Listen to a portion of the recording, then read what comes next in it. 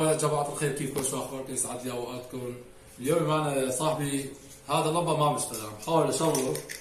تمام أوكي. أحيانا الكهرباء عم بروح بيجي، أحيانا لا.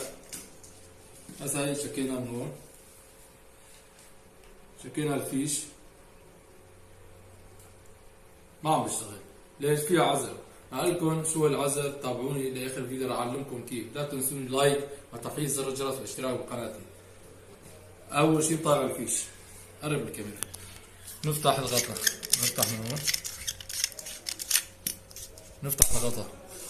في هون انا قبل مره صلحته بس راح اعلمكم كيف. في هون شايف النقطه الاسود، هذا النقطه الاسود هون، هذا اللمبه بيناتهم متشرك. هذا هون بدنا نصلحه. نجيب شقفه لحيم، هذا اللحيم بدنا نحط اللحيم. لحمتكم اياه قدام عينكم عشان كيف تصليحه، عشان تعلموا كيف تصليح. اول شي نشيل هذا الاسود المحروق والمخول العذر، شلنا هذا الاسود. تمام. نجيب شوية لحم عشان خلينا نراكب من هون.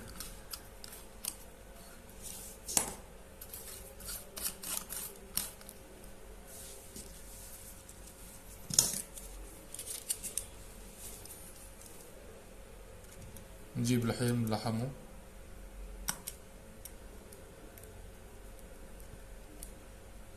هيك تم عملية بالنجاح.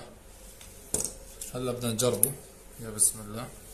تمام يا جماعة الخير، أهم شيء يبرد. إذا كان سخن بنضرب معك الأخوات كمان. هون هلا عنا بريد. تمام. راح هلا أجرب قدامكم. راح تشك الفيش. يا بسم الله.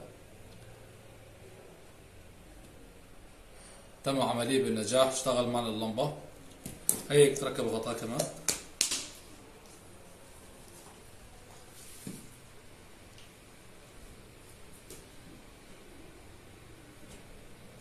تم عملية بالنجاح معنا. تمام يا جماعة الخير، إن شاء الله تستفيدوا من هذا المقطع فيديو كيف تصليح اللمبة. أهم شيء يا جماعة الخير، إذا ما عندك هذا العداد جيب سيخ شوي تسخنه على الغاز، جيب عدة اللحيم مثل هذا، تحط عليه نقطة، تسخن السيخ تلزق فيها. إذا ما عندك مثل هذا عدة اللحيم، أوكي. إذا عجبك الفيديو يا جماعة الخير لا تنسون اللايك وتفعيل زر الجرس والاشتراك بقناتي عشان يوصلكم كل شيء جديد. تحياتي لكم، سلام.